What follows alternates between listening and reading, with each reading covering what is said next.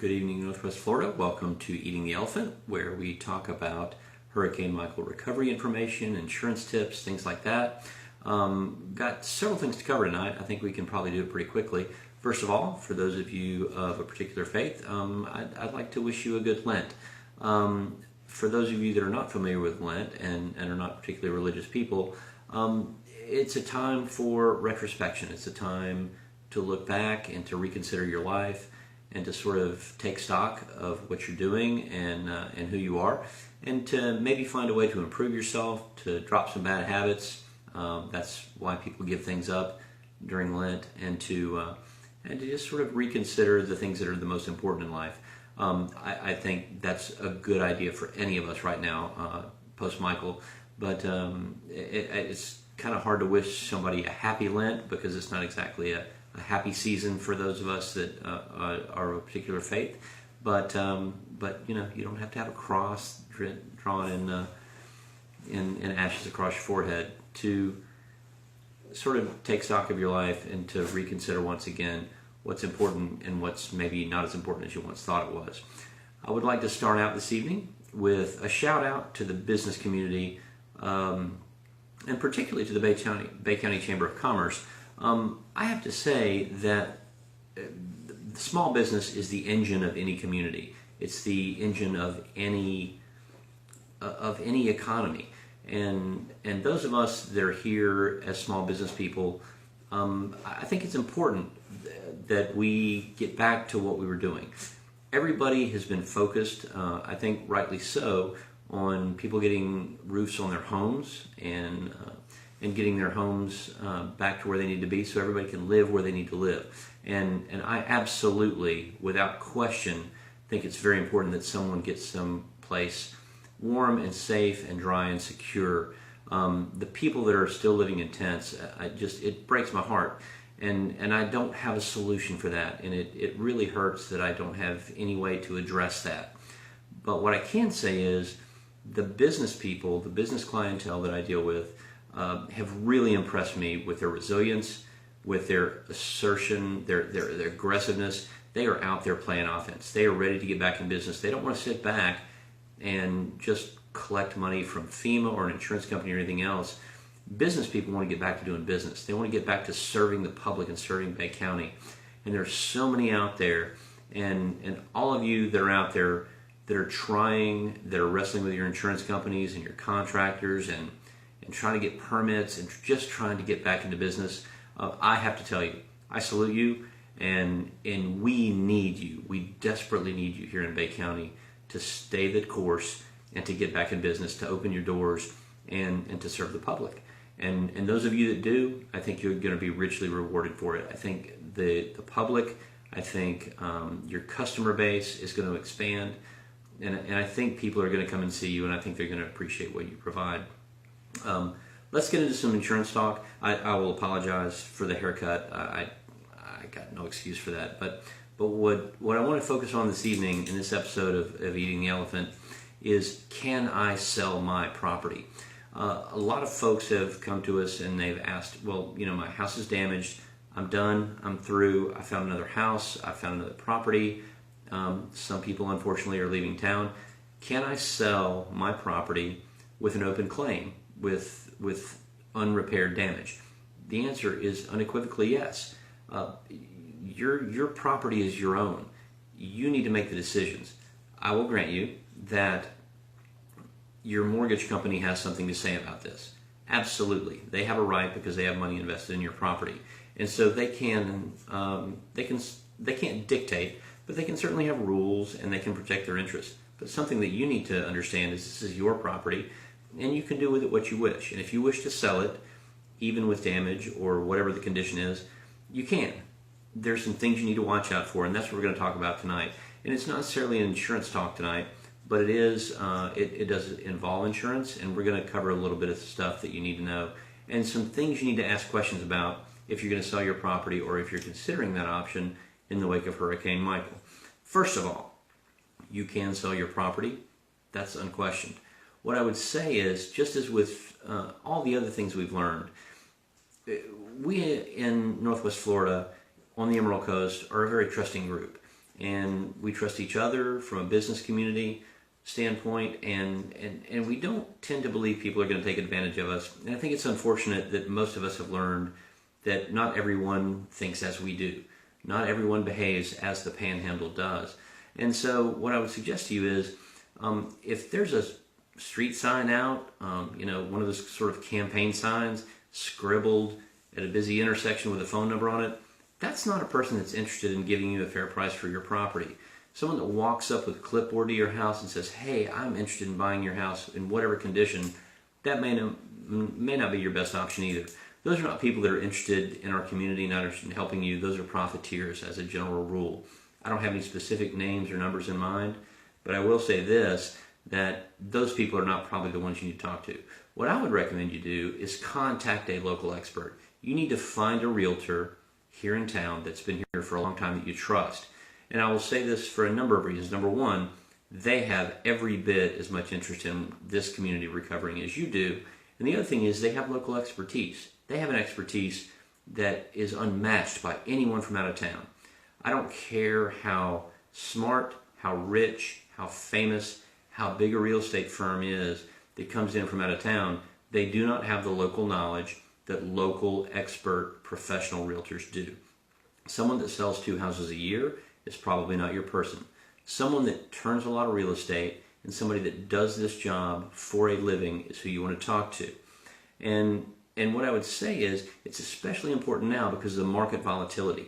No one knows where pricing is going to go, although it does seem fairly certain that it's going to go up in the immediate short term because, well, frankly, there's a lot less property available and there's a lot more people that need it.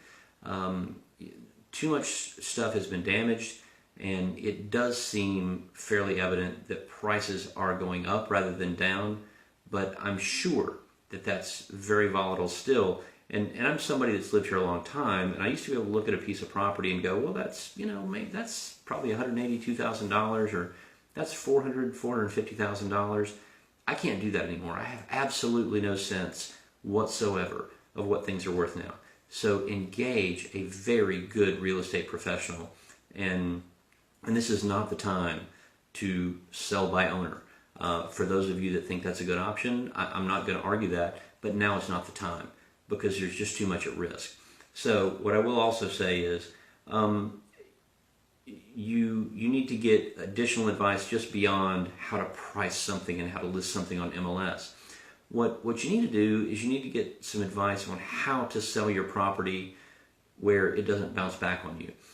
We've had some issues already in our office and a couple on a help desk where people have sold property as is, which means you have no responsibility for the damage, but the buyer, who's been somebody very clever from out of town who's used to doing this, they managed to come back and managed to recover additional money or try to recover additional money from the seller who thought, I'm just wiping my hands of this and I'm getting off of this. Well, let's just remember, there are people coming from out of town. They're trying to profit from what is perhaps your misfortune. So don't let that happen. What I will say is you can assign your claim information. You can assign your claim benefits. Not always the best idea. But you can. I've talked a lot of times about assignment of benefits and what a bad idea that is. But this might be a case where it's warranted, an assignment of benefits or assignment of claim. Those are two completely different things. And it's probably a little too involved to try to handle that on an Eating the Elephant episode. But what I will say is you can walk away from your property, hand someone else your claim, and you can get on with your life.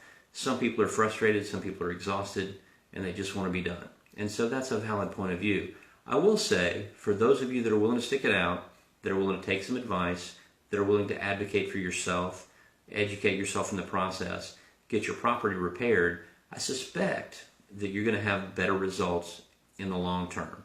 You are going to end up with more money at the end of the process than people that stop right now and sell their property. Now, if you're more interested in getting out and not having the hassle, now's the time to leave. But if you're interested in the best financial result for yourself, you may want to stick it out. You may want to hire the contractor and go through the hassle of repairing your property.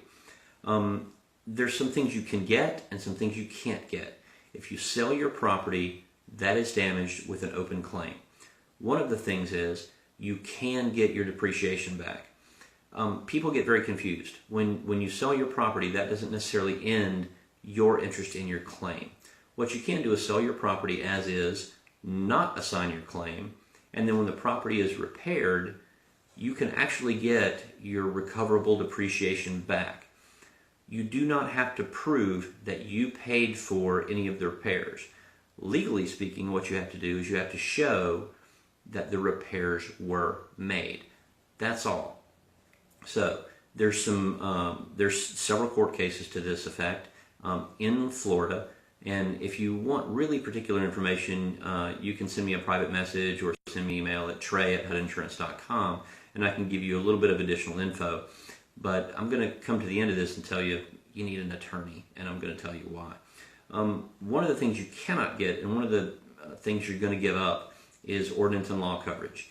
If your house, particularly if you think it's a complete, say it's a demolition, ordinance and law coverage can become very important.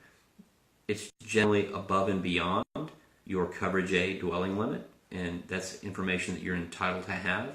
That's money you're entitled to get if you make repairs and if you actually incur the expense. If you get recoverable depreciation, you don't have to incur that expense. It just has to be incurred by somebody. Repairs have to be made. However, for ordinance and law coverage to be paid, you have to actually incur that expense. You have to either pay money or to sign a contract that obligates you to pay that money. So, what I would say is when you get to the point where you're going to sell and you have a damaged property, you need to be very careful about those two items and make sure you put calculations into your price tag as to what you're going to do. The other thing is you need to make very, very sure that there is no possibility of recourse against you as a seller. You don't want the buyer to get a reduced price because there's damaged property. You don't want those people to be able to maybe even recover some of your insurance proceeds and then have an additional option to come back against you to pay for additional damage. You need to be very careful about this because that is one of the games that I've seen people play from out of town that come in here and prey on people that like the rest of us, don't really know how to play the game. We've learned the game now, we think, and we don't want you to get caught in that. So recourse is a word that you're going to want to learn all about. What I'm going to close this with is if you are going to sell your property and it has an open claim and or it has significant damage, you want to have a very good real estate attorney on your side. Hire someone local, hire someone expert, hire someone that is a specialist in real estate law. Do not rely necessarily on your public adjuster or your attorney that's handling your claim. You need a specialist in real estate law that is local, that understands Florida law, that has an interest in you and this community. Very, very important. So what I'm going to leave you with now is I hope you will stay with our 4-point plan that I've described many, many times before.